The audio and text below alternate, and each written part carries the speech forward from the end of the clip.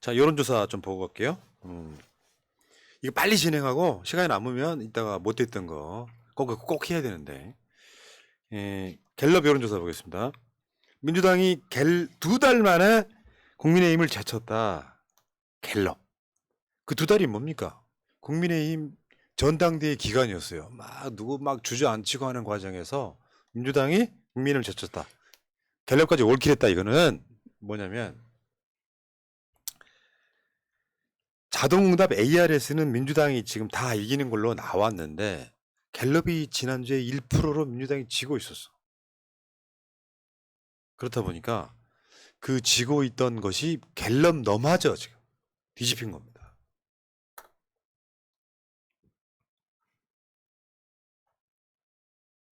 그래프를 한번 볼까요?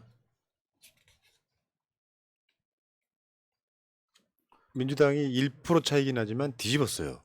그러니까 모든 여론조사가 민주당이 더 잘 나오게 된 거죠. 이재명 사법 리스크는 없었던 거고, 제가 어제도 말씀드렸지만 갤럽 여론조사가요 수요일 목요일 합니다. 근데 그 수요일 날 뭘 했느냐, 이재명 대표 기소를 했어요. 윤석열이 일본 갔다 와서 아주 말도 안 되는 얘기하고 돌아와서 두들겨 맞고 있는데 이재명 대표를 기소함으로써 언론이 이재명 뉴스로 도배를 했죠. 그럼에도 불구하고 수요일 목요일 날 나온 여론조사가 국민의힘을 민주당이 이겼다는 거. 그러면 이 갤럽 여론조사에 이점 성향별로 한번 볼게요. 보수 328, 진보 267. 여전히 보수가 많은데도 이러합니다.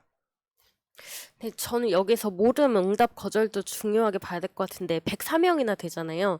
이 수의 대다수는 보수일 거라고 생각합니다. 진보를 자처한 사람들이 자기의 성향에 대해서 모른다거나 말하고 싶지 않다라고 말하지 않거든요. 그렇죠. 그래서 저거는 샤이 보수들이 자기가 보수인 걸 밝히지 않고 응답을 했기 때문에 그런 측면이 네, 있죠. 좀 그런 게 크지 않을까 생각이 듭니다.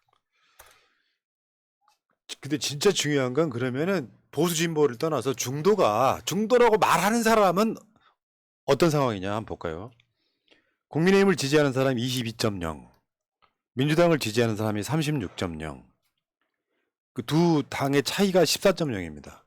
중도 쪽에서는 민주당을 더 많이 지지한다는 거죠. 훨씬 많이. 오차범위 밖에서 지지한다는 거죠. 이거 결국 총선과 연관이 있는데 이 중도층으로 움직이려면 다시 한번 설명드려요. 중도란 사실상 존재하지 않는다. 중도라고 말할 뿐 기본적인 성향은 있다. 윤석열 지지하는 게 부끄러운 샤이 보수가 있고요. 정치인 별 관심 없는데 나라가 좋아지고 있다. 나라가 개혁되고 있다라고 하는 움직이는 개혁 진보 성향의 중도가 있을 뿐이에요. 그러면 이 중도층을 투표장으로 끌고 나오려면 민주당이 확실한 뭔가를 보여줘야 돼요. 민주당 지지했더니 그래도 세상이 바뀌더라. 자, 중도가 그렇고요. 근데 오늘 아침에 제가 깜짝 놀란 기사가 하나 있었어요. 진짜로. 실제로 있었던 거예요. 서울신문의 기사인데. 저거 한번 읽어봐요. 찾아봐봐.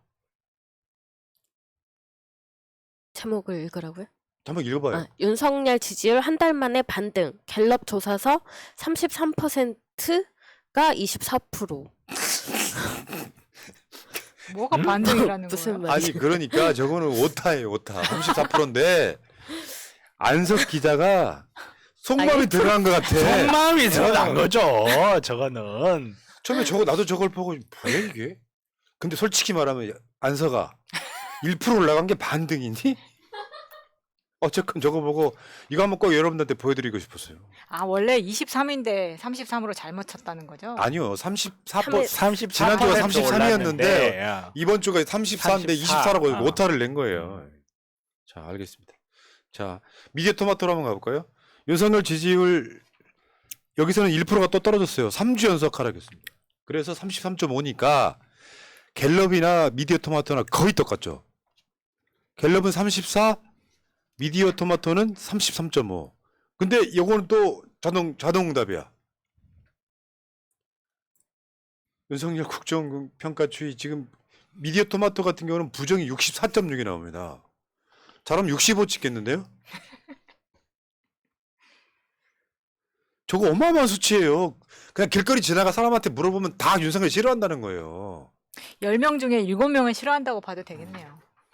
이 미디어토마토의 정당 지지율도 한번 볼게요.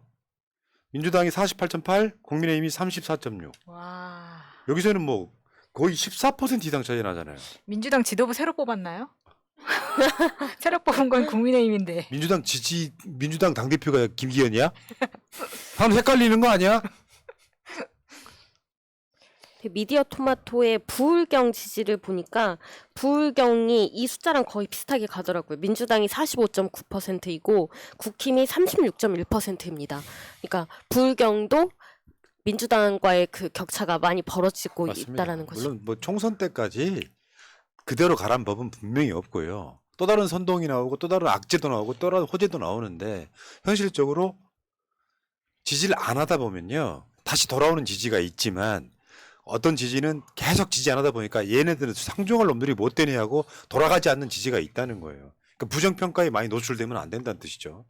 자, 미디어 토마토도 이념 성향별로 한번 볼까요? 여기 보면 여기서는요. 그 오른쪽은 사실상 지금 뭐 보실 필요가 없고요. 3월 4주 때 보수가 32.0, 진보가 34점이에요. 이번 주에 미디어 토마토는 진보가 더 많이 답했다고요. 지금까지 계속해서 지고 있었어요, 숫자가. 근데 민주 진영 쪽 사람들, 진보 진영 쪽 사람들이 지금 뭉치고 있다는 뜻이에요. 전화를 받기 시작했다. 그것도 있고 윤석열 그 열받으니까 친일 매국에 그 열받으니까 그게 반응하기 시작했다는 거예요. 그것도 역으로 보수들도 자기들이 지지할 동력을 잃어버리고 있다는 뜻이기도 맞습니다. 하죠. 예. 예. 그럼 중도층은 어떠냐? 중도층 3월 4주만 한번 보세요. 국민의힘 28.7%가 중도층이 국민의힘 지지해. 사실은 샤이보스지 뭐 니들이 중도냐 솔직히. 근데 이제 다 알고 있지. 근데 중도층은 민주당은 46.0이에요. 무려 17.3%가 민주당 지지자가 많아요. 이대로 쭉 가면 총선 무조건 이기는 거예요. 그냥 이기는 게 아니라 200석 이기는 겁니다. 이대로 계속 간다면 전제가. 그럼 또 어떤 놈은 댓글에 새날은 희망회로만 노려도 싫다고 하겠지. 아이 새끼야. 이런 희망이 없으면 어떻게 사니 이 새끼야. 아직 댓글 안 달렸어요. 아직 댓글 안 달렸어요. 좀만 진정하세요. 달리만 하세요. 달리면.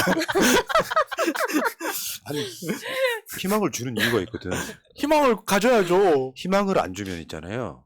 사람들이 투표장에 안 나와. 그럼요. 아이, 씨, 그리고 이거는 팩트를 기반한 데이터를 기반한 희망이고 그래서 우리 채널은 희망 고문 뭐라 그랬죠? 희망회로. 네, 희망회로 희망회를 막 돌리고 있어. 희망.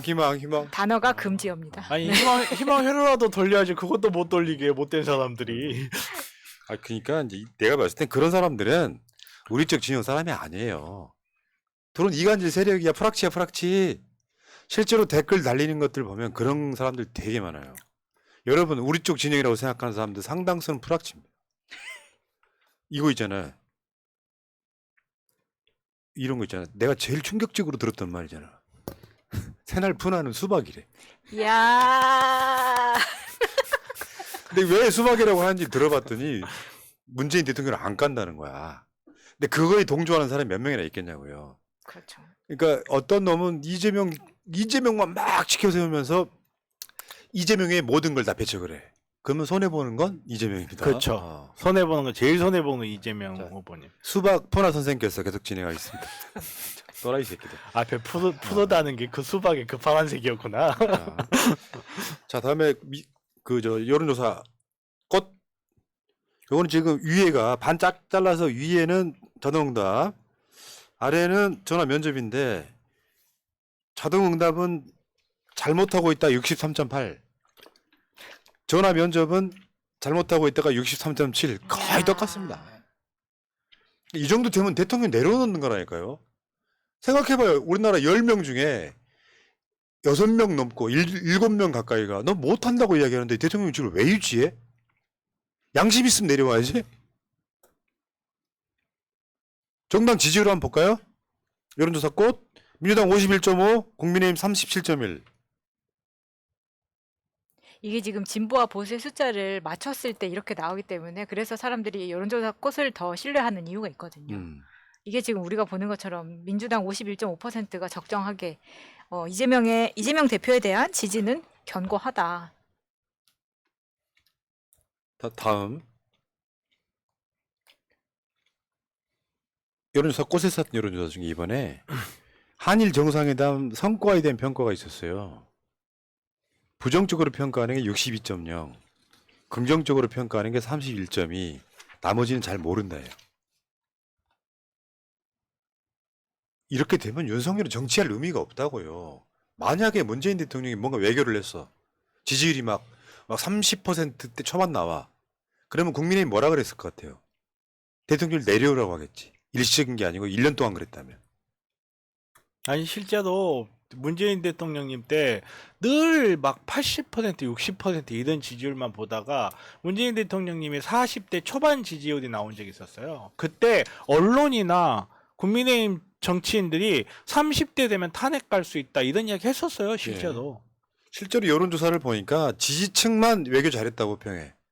여러분, 윤석열 지지하시는 여러분, 이걸 뭐라고 평가하는 줄 아십니까, 우리는? 나라를 팔아먹어도 지지한다고 하는 거예요. 이게 정답이잖아, 지금. 나라를 팔아먹은 거예요. 그렇죠. 나라를 전체를 다 팔았다고는 할 수는 없으나, 나라에 있는 거를 팔아먹고 일본한테 이득을 준 거잖아. 나라 판 거잖아. 그런데 지지를 해. 그러면 나라 팔아먹어도 지지한다는 말이 현실화되고 있는 거예요. 오늘 나온 여론조사 말고, 쿠키뉴스가 여론조사한 걸 자세히 한번 보세요. 숫자는 뭐 거의 의미 없어요.